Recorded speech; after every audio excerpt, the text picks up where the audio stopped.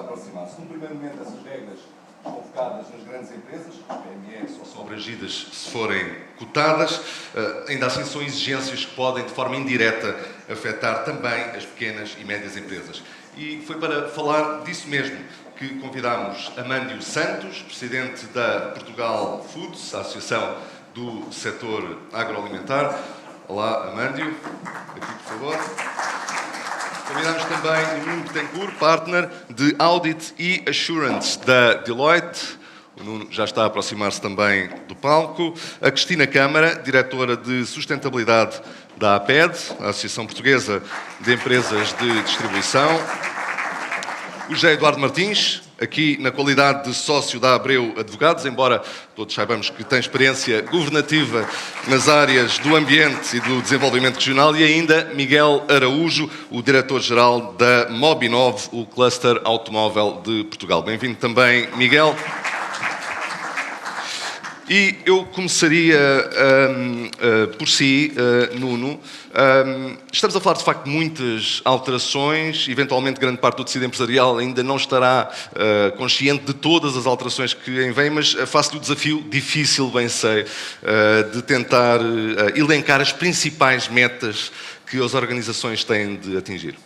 Muito bem, bom dia a todos. Um agradecimento especial ao Negócios por esta iniciativa. Estas iniciativas são extremamente importantes para criar um alinhamento entre todos os participantes do mercado. Portanto, um agradecimento especial, mais uma vez, por termos esta iniciativa muito importante para nós todos. Bom, relativamente à sua questão, e tentando ser telegráfico, uma vez que me pediu em benefício do tempo, e é isso que nos separa do almoço, os desafios que aí vêm para as empresas são relevantes, são expressivos, mas depois têm que ser claramente endereçados e atempadamente. Portanto, há desafios macro, interessante, acho que é? Voltou. Há desafios macro, os que foram aqui referidos, da transição digital, da transição climática, mas depois temos de ser capazes de partir estes desafios na sua mais pequena componente para depois estabelecer ações, métricas e ownership sobre cada uma destas ações. Especificamente sobre as empresas, especificamente sobre os desafios de reporte que as empresas terão que endereçar, eu elencaria, e rapidamente, em menos de um minuto, alguns dos desafios que as empresas se estão a deparar e que eu vejo ativamente no mercado, em todos os locais, ou todas as empresas com quem eu trabalho. Desde logo, regulação é um dos primeiros desafios. Temos que falar de regulação extensa, regulação complexa, regulação desenhada não da maneira como existia antigamente, ou em normativos anteriores, de uma forma, mesmo tipo de linguagem, não para os stakeholders que eram os utilizadores daquela legislação, mas mais numa lógica de reporte integrado, de reporte financeiro, passando por alguns organismos diferentes, como o EFRAG. Portanto, desde logo, a regulação é um desafio complexo, a título de exemplo, um parênteses rápido. Por exemplo, ainda ontem estive a ler um Implementation Guidance, que o guia de implementação são 50 páginas de uma norma que são quase 180 páginas. De uma norma em particular que as empresas, todas elas, vão ter que endereçar. Portanto, o desafio número 1, eu diria que é... Mas o seu cliente quer uma resposta imediata sobre o artigo, não percebe que há 10 regulamentos a explicar o artigo. Não, mas eu tenho, sim. Não sei se ouviram o que estava a dizer com os nossos clientes, ao meu cliente, que era uma resposta imediata sobre como é que há de cumprir, o que eu acho ótimo. Eu estou a dizer que é um desafio, e quanto mais complexo, melhor, porque é onde as empresas de consultoria podem ajudar e apoiar. José Eduardo, já que estava a intervir, pergunto-lhe, há mesmo o tal tsunami legislativo que está a chegar? Sim, mas não sei... Quer dizer, também há muito vinho velho em garrafas novas. A maior parte, o ESG... Por onde começar? Em primeiro lugar, vamos ter ESG a sério ou não? Parece que sim. E o que nos deve assustar não são as obrigações de reporte, porque as obrigações de reporte têm um fim, servem para alguma coisa. O que nos deve pôr a pensar um bocadinho antes disso é se nós, sendo um espaço económico mais desenvolvido do ponto de vista da produção adequada aos desafios que o planeta enfrenta, se no momento atual da geopolítica e da situação em que estamos a nível mundial, Nós acabámos de assistir, explicando de outras maneiras, para dar um exemplo concreto. A China disparou emissões brutalmente desde Paris. Para quê? Para fazer painéis solares, carros elétricos e todas as outras coisas. O Sr. Sunak adiou 5 anos o plano do carro elétrico que não quer. Eu, no outro dia, quando ouvi cá falar que íamos gastar 30 milhões em carros de polícia, só espero que o concurso faça, como dizem as normas europeias, apelo à tecnologia europeia, porque nós já vendemos a rede elétrica aos chineses, os carros de polícia também me parece um bocadinho complicado, está a ver? E, portanto, há aqui uma guerra comercial disfarçada por trás da obrigação que a União Europeia assumiu bem, porque essa é a obrigação das democracias. Uma ditadura pode decidir adiar a sua transição energética ou de todo não a fazer e fazer da transição energética que nós queremos, como os chineses, o seu motor de negócio. Isso era o que estava por trás de toda a última COP que nós vimos. Portanto, o que é que eu queria dizer? Sim, vem um tsunami legislativo, nós vamos ter que ter um relatório de sustentabilidade que vai ter que incorporar 6 normas ambientais novas e basicamente isto apoia-se num tripé em que a União Europeia pensou assim. Bem, em primeiro lugar, nós vamos ser o espaço mais verde do mundo, o European Green Deal, portanto, nós precisamos de comparar, de ter métricas, de evoluir na limpeza das nossas indústrias, o que, já agora, se me perdoa a palavra, lixou particularmente Portugal na taxonomia, porque nós, o que ainda temos de indústria, de cimento, de papel, não são coisas fáceis. O cimento, por exemplo, sai como uma das coisas mais tratadas do regulamento da taxonomia, mas depois estas novas obrigações, estas 12 normas da EFRAG, que o Nuno estava a falar, que vamos ter que preencher para ter um relatório de sustentabilidade, também devem levar a uma coisa que é finança sustentável, porque os instrumentos financeiros vão ter que se adaptar a isto, as obrigações das instituições financeiras são anteriores, o que significa que nós, tendencialmente, vamos ter não tanto a penalização do que... Não vamos ter só a promoção do verde, instrumentos financeiros para investimentos verdes, vamos ter também um castigo para os investimentos castanhos. Se isto está percebido pelas pessoas com obrigações que, em alguns casos, não é para as PMEs, que só começam nos dados de 26 para 27, embora se estiverem incluídas numa cadeia de fornecimento de alguém também maior são que tem sujeitas à estas análise. obrigações de sustentabilidade, está logo obrigado a fazer esse reporte. Mas o que me parece, então, no nosso caso, extraordinário é a maneira como nos defendemos mal na taxonomia e como passamos a vida a falar de problemas ambientais que não temos em Portugal, em vez de falarmos dos que temos, que são graves e que estão a ficar para trás.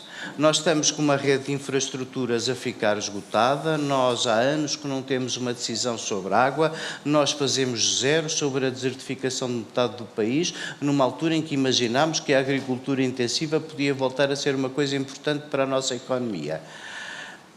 Temos um track record espetacular, quase não temos indústria, temos um track record espetacular e estamos a dar cabo da pouca que temos.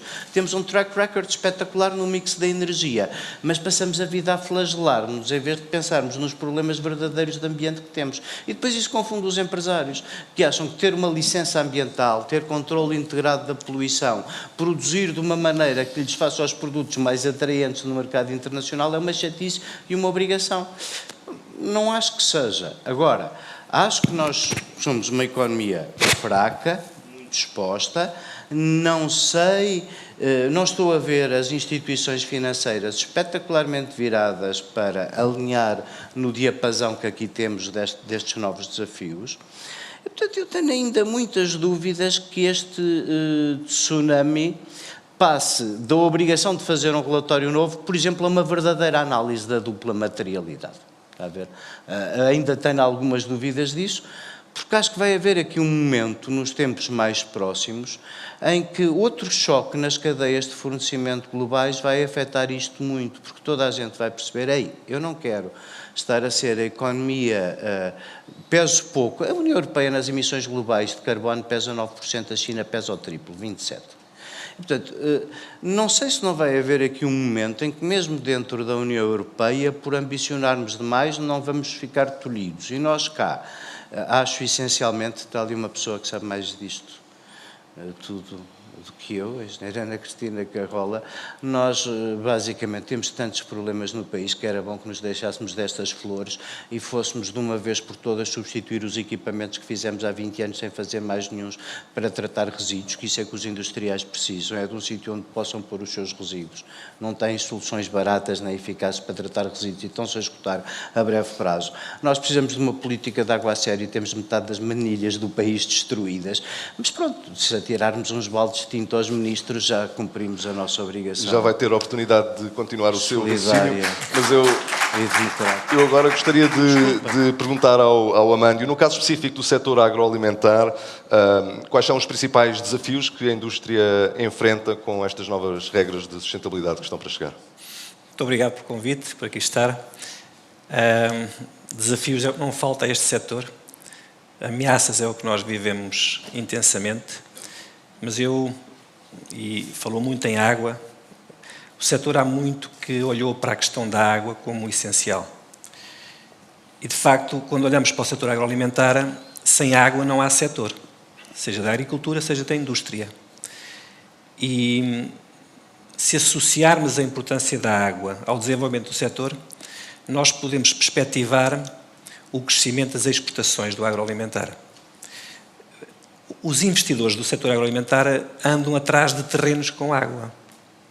E não é por acaso que Portugal tem sido tão procurado, porque ainda temos áreas onde efetivamente podemos desenvolver fortemente a nossa economia por termos água. Mas não temos a tal política, não soubemos perceber que meio país tem água.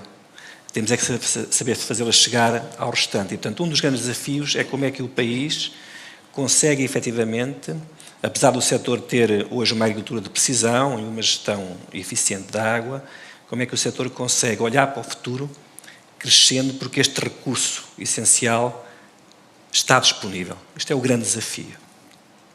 O segundo desafio, e uma preocupação enorme, são as pessoas.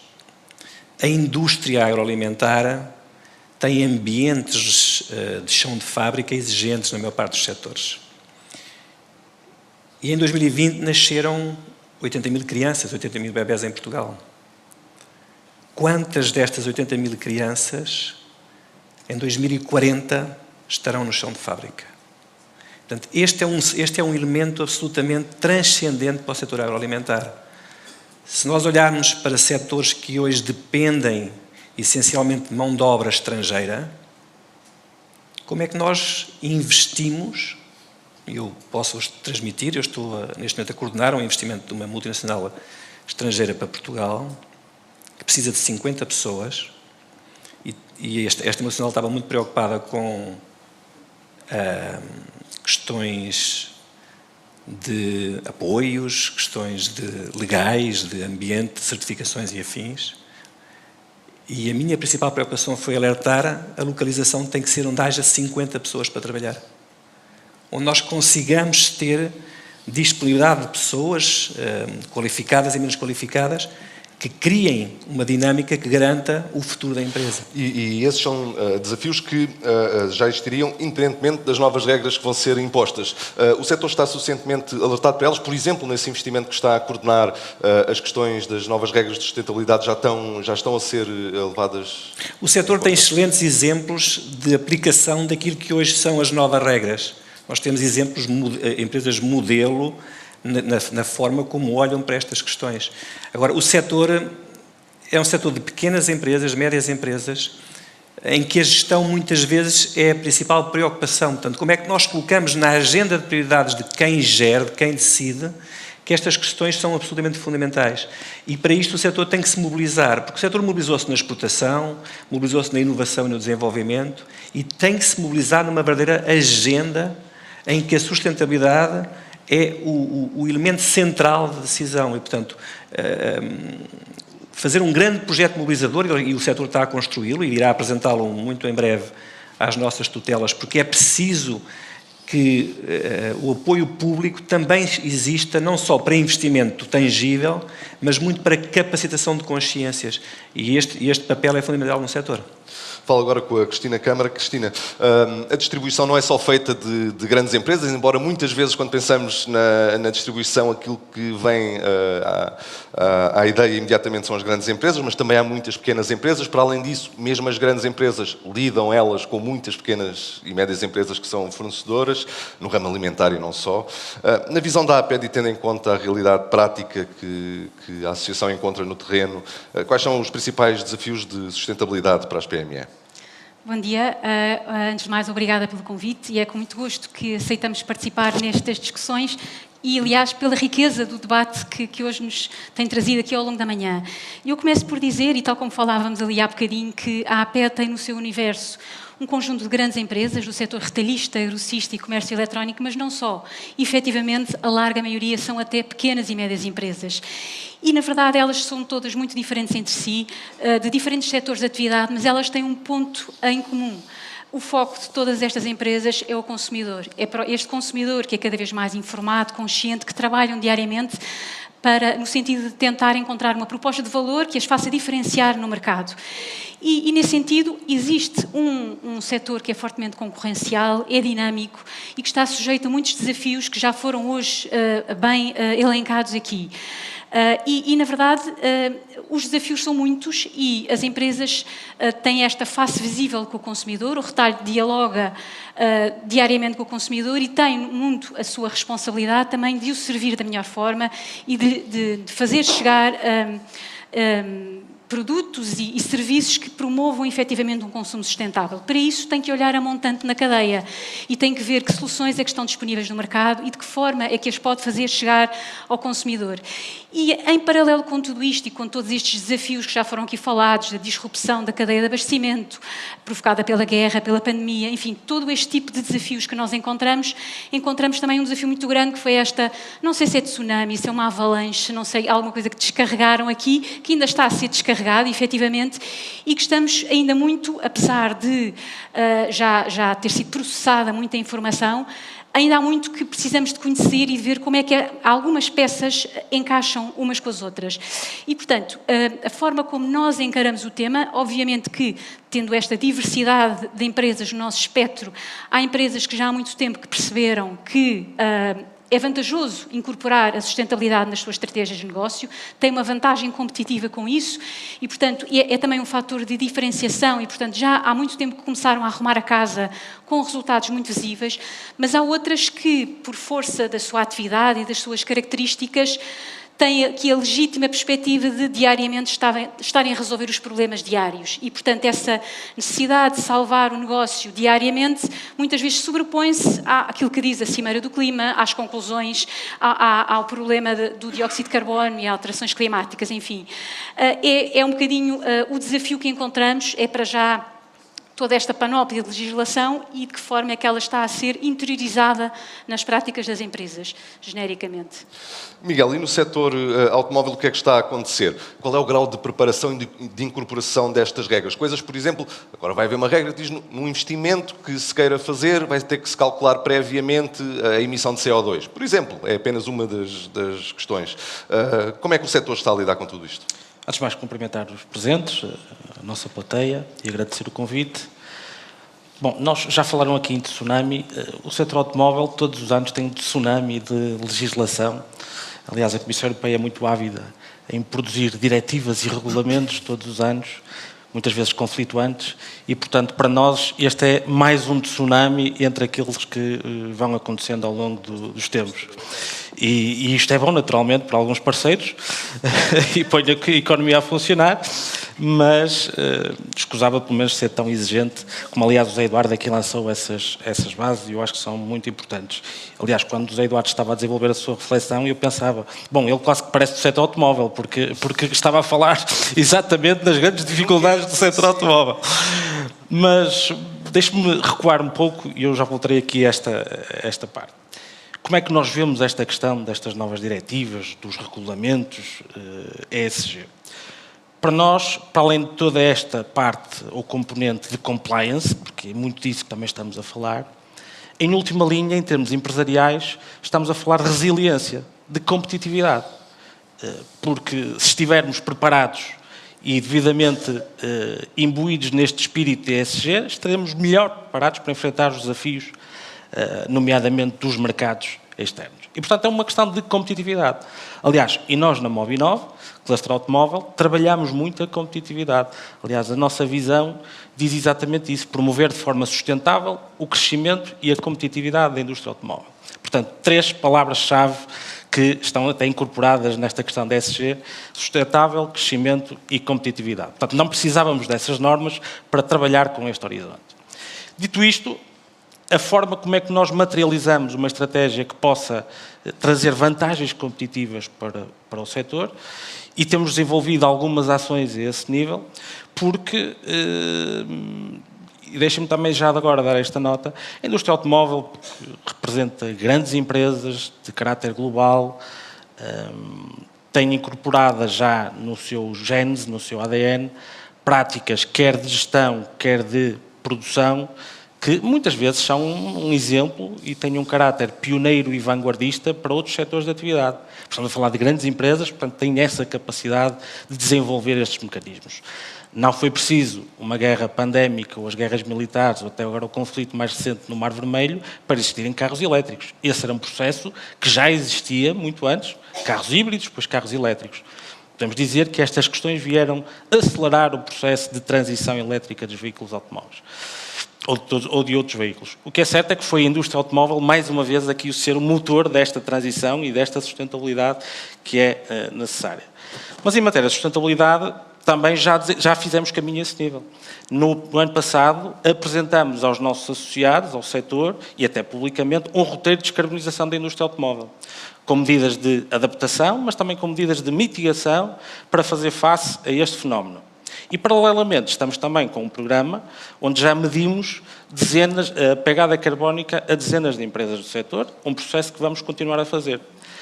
A questão que eu aqui coloco, e vai um pouco ao encontro daquilo também que o José Eduardo estava a dizer, tem a ver com o seguinte: a Europa está, de uma forma exigente, porventura até algo agressiva, com estes mecanismos, para controlar e adequar as emissões de produtos fabricados no espaço europeu, mas eu pergunto, e é uma pergunta retórica, quem é que mede a pegada carbónica dos produtos fabricados na China e que são importados para a Europa? E nós estaremos aqui a criar um mecanismo de concorrência imperfeita? E como falava no início de competitividade, se isto, por um lado, pode ser um mecanismo, e nós queremos que seja, para termos vantagens competitivas, sendo efetuado num curto espaço de tempo ou de uma forma muito célere, se calhar vamos perder competitividade com quem não joga com as mesmas regras. Deixe-me dizer que, em termos de perfil da nossa indústria em Portugal, cerca de 98% são micro, pequenas, médias empresas. Mas os outros 2 ou 3% representam mais de 50% do volume de negócio. O que quer dizer que estes 98% vão ter que se preparar para entrar na cadeia de abastecimento destas grandes empresas. Mais uma vez, é o fenómeno da competitividade e é por aí que temos que analisar esta perspectiva.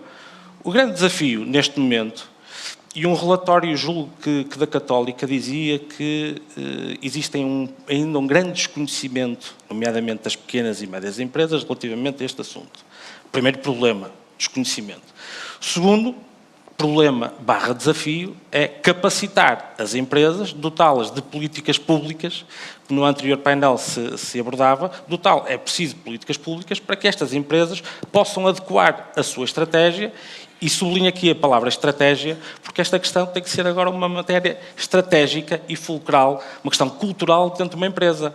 Isto já não é uma questão de uma qualquer agenda europeia, de uma nova modernice, já não é uma questão como na década de 90, de 2000, todas as empresas quiseram ter no seu site um campo de responsabilidade social, mas era um conjunto de frases feitas de uma narrativa lírica, que não tinha qualquer evidência prática.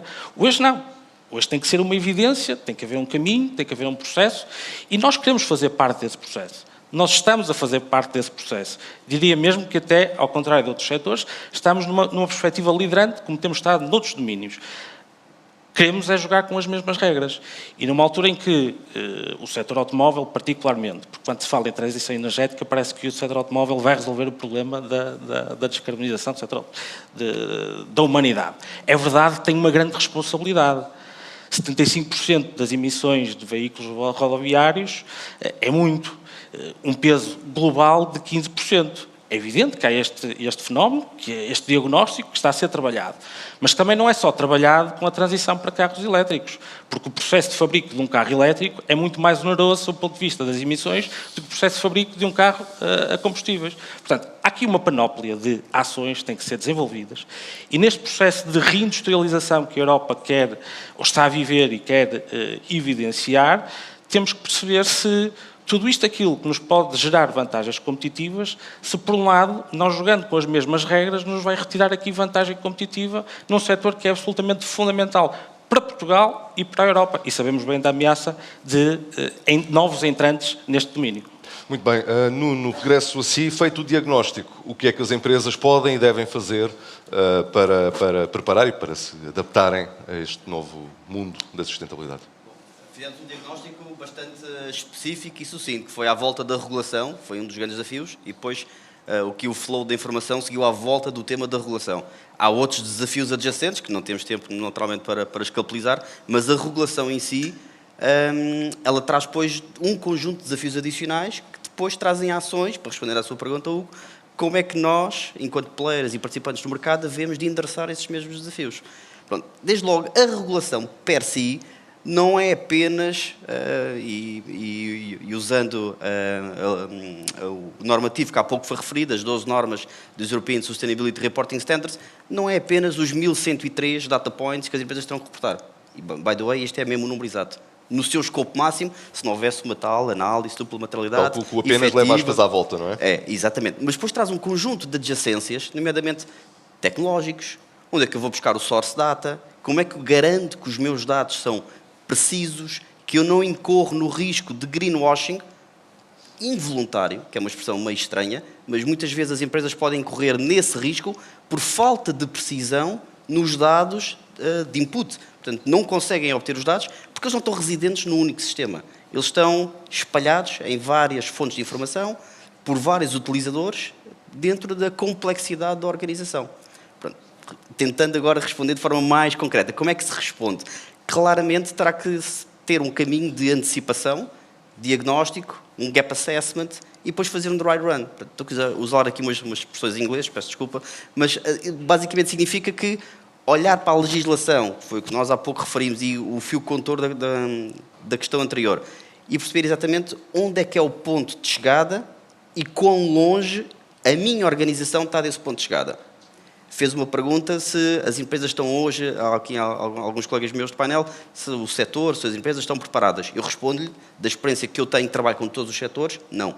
Hoje, 23 de janeiro, não conheço nenhuma empresa que esteja preparada para responder de forma afirmativa a estes desafios. Portanto, mas isto tem a ver com a regulação. Depois, a parte tecnológica, a parte da obtenção do assurance e da garantia de fiabilidade, a parte do alinhamento da empresa, porque implica ter um alinhamento dos órgãos de supervisão, dos órgãos de administração, dos órgãos de execução. Portanto, tem que ter um alinhamento e não apenas assumir que o modus operandi sempre foi, e termino aqui, sempre, ou será como sempre foi. Há alguém no piso 2 que trata disso, que é a pessoa da sustentabilidade, que é o que estamos aqui a falar especificamente, há de tratar deste tema. Errado. Isto é um tema completamente transformacional de uma indústria, de uma empresa e do alinhamento da empresa. Portanto, a resposta passará por identificar e parcelar os vários problemas e depois definir ações concretas para endereçar os problemas. José Eduardo, também a partilha desta ideia de que nenhuma, ou muito poucas empresas estarão preparadas para lidar com isto? Sim, acho que é pior.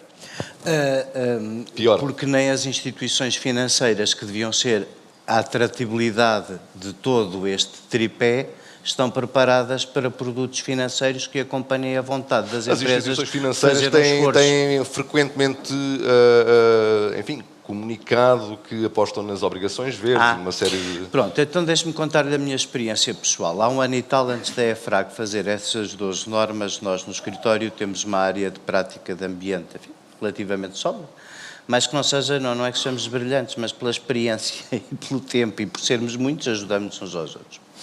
E, portanto, há coisas aqui que não sabíamos, mas sabíamos que boa parte das novas normas, face a tudo o que estava escrito, teria que ser qualquer coisa como estas 12 normas do EFRA que temos em cima da mesa. Preparámos uma grelha com o Instituto Superior Técnico, com o professor Paulo Ferrão, que é um dos maiores especialistas portugueses, nomeadamente em circulabilidade de materiais e nestas questões da gestão ambiental. E eu tenho lá, de recordação, a nossa grelha é quase igual às 12 normas da EFRAG, mas as primeiras instituições com quem nós vamos falar foram instituições financeiras privadas e públicas. E estamos na fase da conversa ser a medição do risco climático de escassez de água, do incêndio, concelho a concelho. Não estamos a falar na fase do produto financeiro para a empresa inserida nesta determinada realidade fazer aquela determinada coisa, nem pouco mais ou menos. E as duas primeiras respostas a estas conversas foram todas, faz agora um ano. E as primeiras respostas todas, eu não vou obviamente dizer com que bancos falei, mas foi com vários e grandes. As primeiras respostas todas foram, e também tem administradores que também têm a área da sustentabilidade, a maior parte dos bancos, não é? A maior parte das respostas foram, mas não há ainda dinheiro nem de BCE, nem de BEI, nem de ninguém para premiar estas coisas. E eu disse, está bem, mas as obrigações de reporte que aí vêm, tudo o que está já dito sobre o que vai ser o desenvolvimento da taxonomia, penalizará as empresas castanhas. Quando chegar, logo veremos. E, portanto, eu acho que o Nuno tem toda a razão, nós estamos ainda na fase de, mesmo as grandes, estarem um bocado baralhadas com o relatório, as que estão cotadas, já têm que este ano começar a preparar essa informação para entregarem, não é? É já este ano. As que têm mais 500 trabalhadores é já este ano. E, portanto, eu acho que esta primeira leva ainda vão ser uns relatórios um bocadinho palavrosos, um bocadinho líricos, gongóricos, enfim, depois cada um escolhe o escritor da sua eleição para fazer o paralelismo, não é? Ainda vão ser um bocadinho assim, mas o grande desafio, eu não gostava, eu só queria terminar dizendo isto, eu não gostava que achassem que eu estou contra alguma destas coisas. Eu estou contra sermos só nós a fazê-las. E nem alinho no alguém tem que as fazer, porque se então alguém tem que as fazer e isto não muda nada, o que temos que fazer é adaptação, é preparar-nos para migrações, preparar-nos para outras coisas. Porque há uma coisa que eu não disse que é verdade, se nós sentirmos que só a Europa o faz, em breve a Europa vai deixar de o fazer. E atenção, não demonizemos só as ditaduras da Ásia. Nos Estados Unidos, cada vez que nós lemos, quer o Financial Times, quer o New York Times, estamos na fase de achar que o ESG foi um falhanço. E estamos na fase não de dizer o óbvio, já não podemos ignorar que o mundo vai mudar, que demos... Enfim, deixa de ser patusco ver 70 mil pessoas ir para o deserto discutir o impacto do homem no clima. Só a imagem é de chorar a rir, não acho eu, enfim. Mas não temos em tempo de discutir a verdade nenhuma dessas coisas, mas ao mesmo tempo nós temos um mundo que se está a fracionar. Nós não tínhamos um mundo unipolar de uma potência polícia do mundo. Nós tínhamos um mundo unipolar de um conjunto de valores, nomeadamente a democracia e a liberdade, que faziam sentido para todos. Ora, isso não é a realidade de metade do mundo e não é a realidade do mundo com quem competimos comercialmente. Portanto, as pessoas que têm que dar empregos vendendo carros não têm que pensar só no ambiente, têm que pensar no concorrente chinês. E isso é a realidade, e a realidade tem muita força, como diz o outro. Amândio, apesar de todas estas dificuldades e desafios, é possível que as empresas consigam olhar para este processo não apenas como mais um problema que têm a resolver e mais um número que entra do lado errado do balanço, digamos assim, ou podem aproveitar este momento também para melhorar processos internos, em última análise, melhorar o desempenho do negócio? As empresas veem sempre a oportunidade em cima do problema. E eu ouvia falar em greenwashing e lembrei-me quando eu era miúdo, na Quaresma, na minha aldeia, e quem era católico não podia comer carne, mas quem pagasse podia. E Eu acho que tudo o que estamos a viver é uma enorme oportunidade, porque eu ambiciono uma embalagem no futuro. Imaginem comigo uma embalagem branca, com uma marca e com um QR Code que me permite responder às minhas preocupações básicas. Sal, açúcar, e que me diga inclusivamente qual é o produto comparável que mais responde às minhas necessidades. Eu acho que as empresas e os gestores têm que pensar nisto muito seriamente, que é tudo o que nos está a acontecer, mais do que uma regulamentação, é uma vontade do consumidor. E quem define o futuro das empresas são os consumidores.